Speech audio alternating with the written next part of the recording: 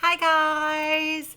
So maybe you joined me this morning for our bug snack attack, and maybe you noticed some really fun bugs we made today. So I picked a story for us to read about bugs called Bug Safari.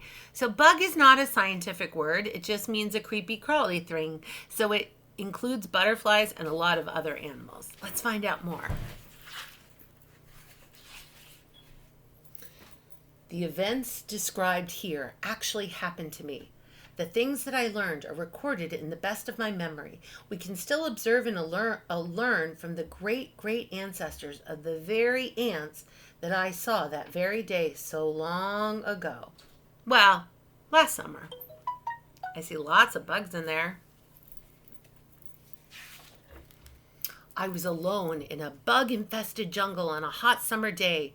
I was looking for a way back to camp when I saw a long line of ants. Where could they be going? They looked like they were having an ant safari. Was this the way to the jungle? I decided to follow. In all my travels, I had never seen anything like the ant safari. Some of the ants were carrying things like leaves and seeds and other insects. The ant safari was in a hurry to get somewhere. The ants didn't even look up at the big dragonfly that buzzed overhead. We headed deeper into the dark, unknown jungle. I crawled over rocks and through mud.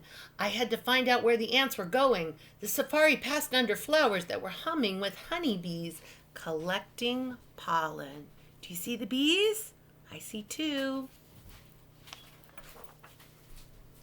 I was measuring one of the ants with my ruler when the other ants zoomed past me and a slow moving dung beetle. I noticed the ants talked to one another by touching antennae.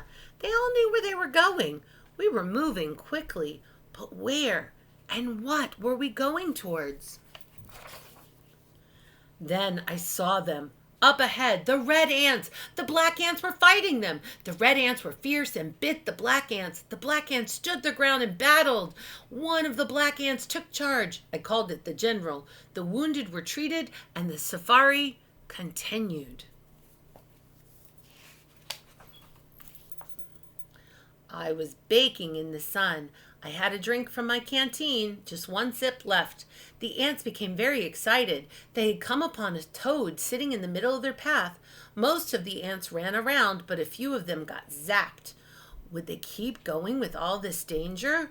Where could they be going?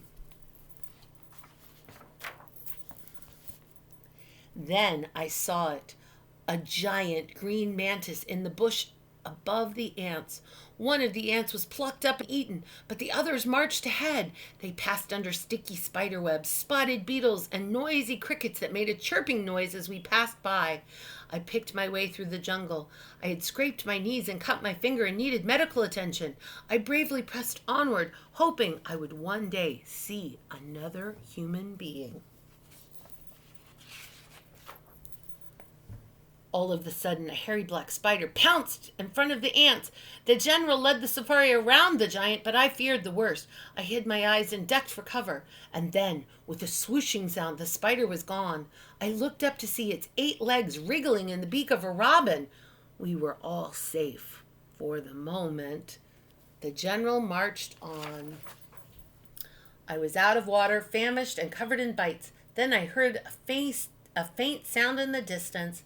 I was perfectly still in the brush, so I could listen very carefully. A lone mosquito buzzed past my ear. Finally, I heard the call. A human voice! Base camp!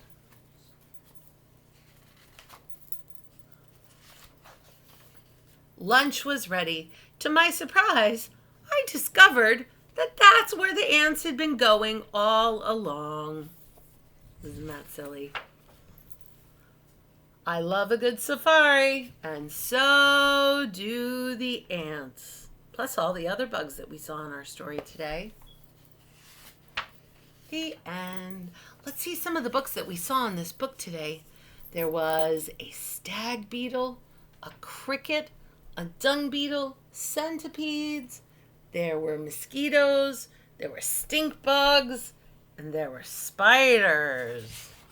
There were also butterflies like we've been raising, and honeybees, and praying mantis, and caterpillars, and dragonflies, and flies, and ladybugs, and walking sticks.